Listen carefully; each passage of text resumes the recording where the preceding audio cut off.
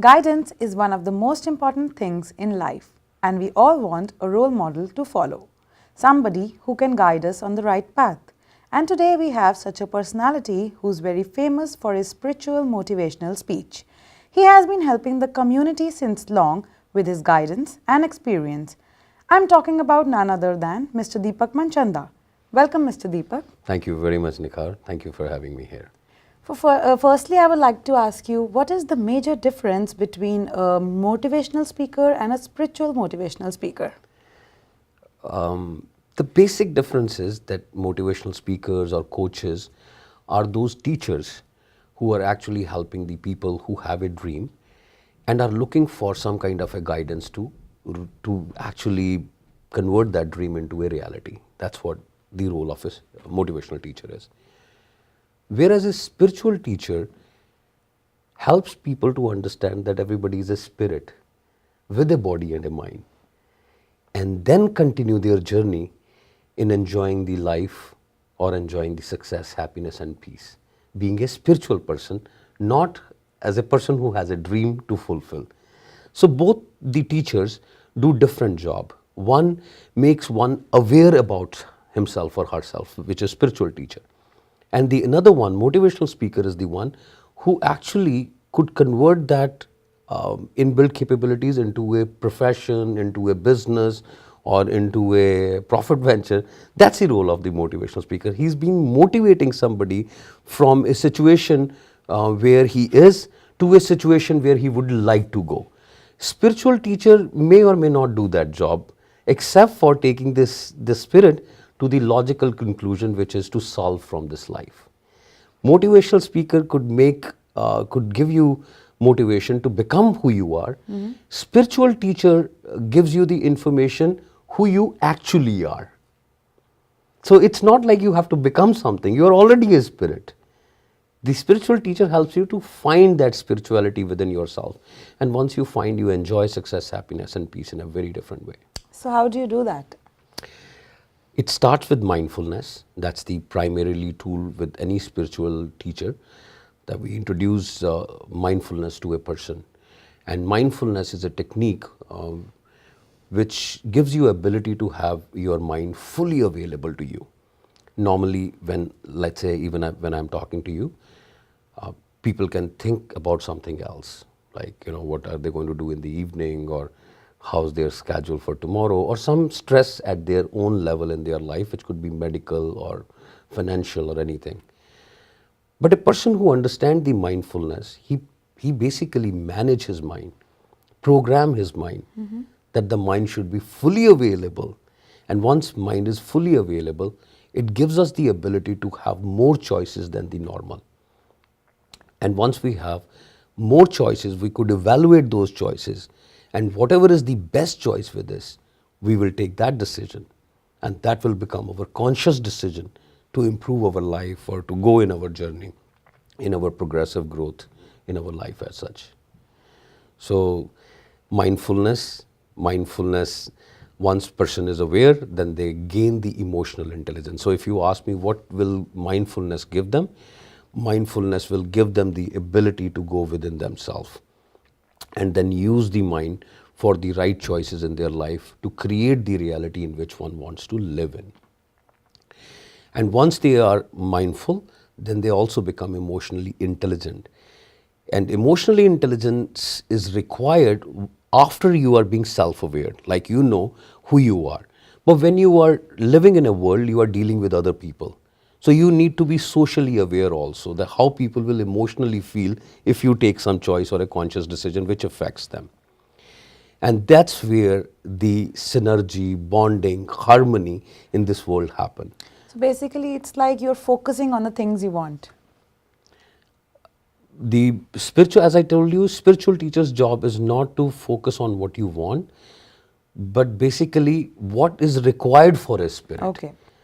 My message, if you ask me what is my message or where I am helping people, I have understood in this life that we all come here for a test. And we have to liberate from this life and death. And that's where I'm helping people spiritually to understand this message which has been conveyed since the origin of the humanity. Or if you could check any of the religious book, the only purpose for a human being to be on the earth is to liberate self from this cycle of life and death. After this life, we should always be with the God.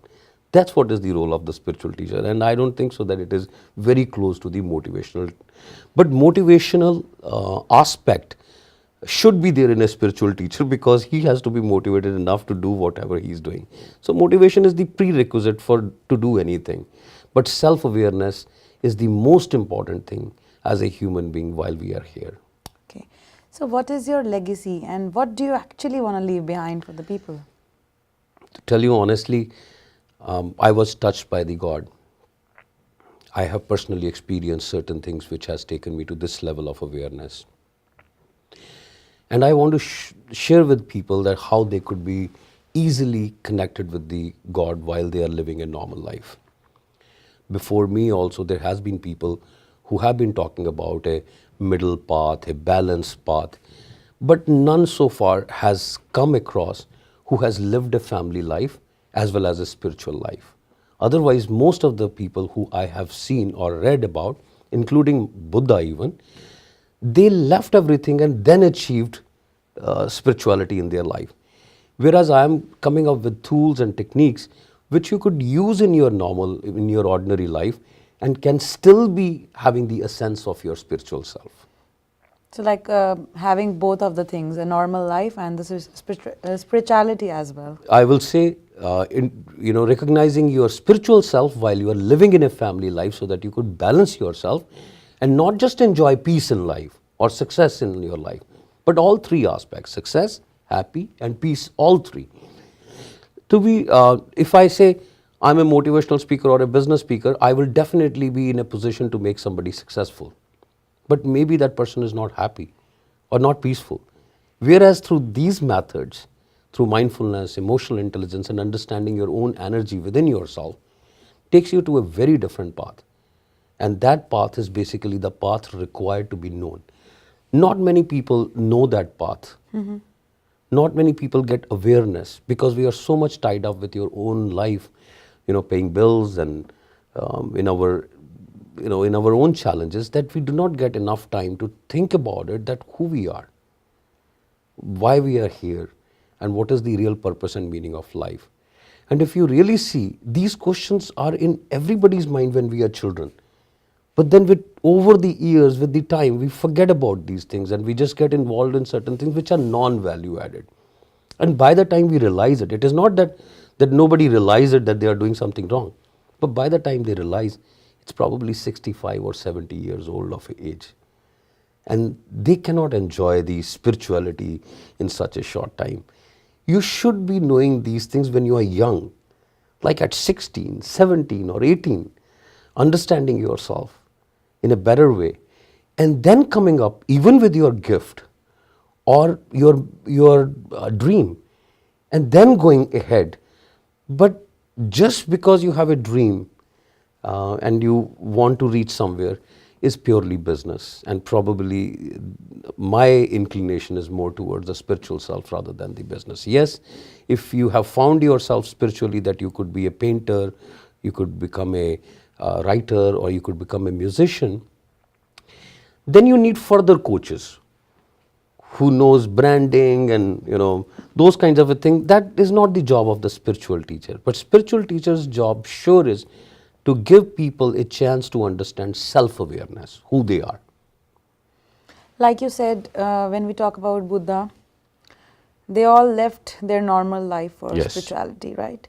So why was it that way? Why can't you balance both the things?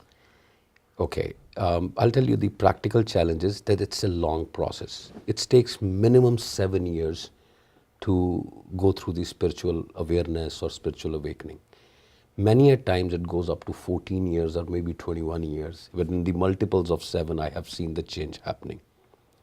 So a normal person who's leading a normal life and one day spiritually get awakened takes about 7 years. In those 7 years, there are a lot of restrictions in what you eat, how you pray, And many a times it is not easy to balance while you are living in a family life, because there is another person in the same family who may not have the same inclination, same awareness, and then there is a fight. When I say fight, fight does not mean the physical Yeah, fight, but it is the fight of the conflict. And when there is a conflict in the family, it affects the family. Yeah. So the best way is you leave the family for a few years, and you go through that process and enjoy that, and then come back, or whatever you feel. Just to enjoy the spiritual side. I have seen Vinod Khanna doing that. He just changed, enjoyed, and came back and enjoyed the life. Probably I come in a category where I do not want to go back now where I was. I want to help people with the experiences what I have been through, and I have understood that these are very simple things in life. We just make it complex by ignoring it, by not knowing about it. And I think so being knowledgeable is the key. Knowledge can resolve all the problems, whether it is spiritual or materialistic. And mindfulness is one of the way to gain that knowledge. You may have heard that people use only 10% of their mind, and 90% of the mind remains untapped. Mindfulness gives you that ability to dive in your subconscious mind, that 90% of your mind, and then use that unconscious mind and convert it into conscious. Like when I say, I'll make it easy. Let's say when I'm of 2 years old, and my parents will guide me 5 vegetables. When I'm at age 3 or 4, 5 fruits. So those things are not in my conscious before, that are in unconscious. Yeah. But then somebody told me and I brought it into conscious. This is what we do throughout the life. By learning new words, new experiences, we basically convert that unconscious into conscious. And over the years, we start using more mind. And once we have more mind available, as I told you, it will strengthen you to take wise decision. If people say they are not successful, not happy, or not peaceful, or living in a reality, whatever their reality is, if it is a failure, it's because of their own choices, their own conscious decision. If you ask them whether you will repent or regret for the decision you took, 4 years, 5 years back, which has changed your life, their answer will be yes. And if you ask them, why didn't you take these decisions at that time? And the answer is, we didn't know. So it's by knowing you could improve in your life, knowing spiritually, knowing in a way that you could bring the best out of you. So basically we can control our mind through Yes, it is the all spirituality. through controlling the mind, because our senses they are very bad and they just take us in one direction. And mind, being the chariot rider, is basically controlling those senses. And then based on the request of a sense, like I want to smell this, or I want to eat this, or I want to, like, those are the the desires which senses, actually come yeah. from the senses.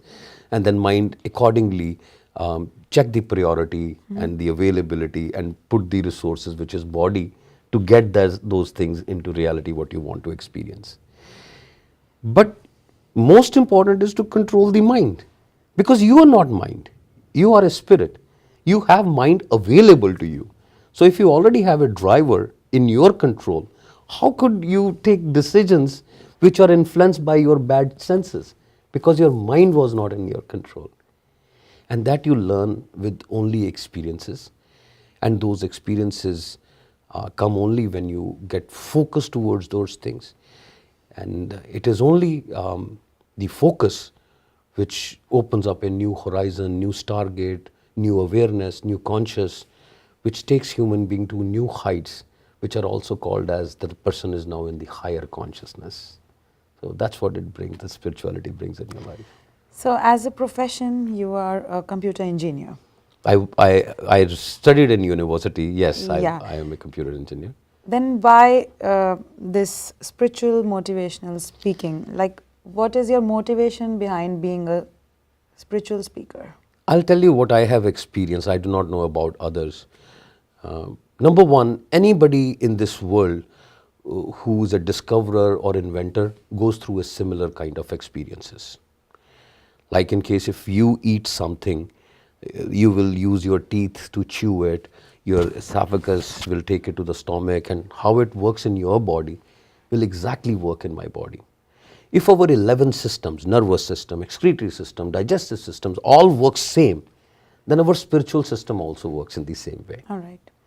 So what probably Elvis Presley has gone through, or Tesla has gone through, or Buddha has gone through, that process is a prerequisite, a mandatory aspect for any human being to go through it, irrespective of caste, religion, boundary, city, country.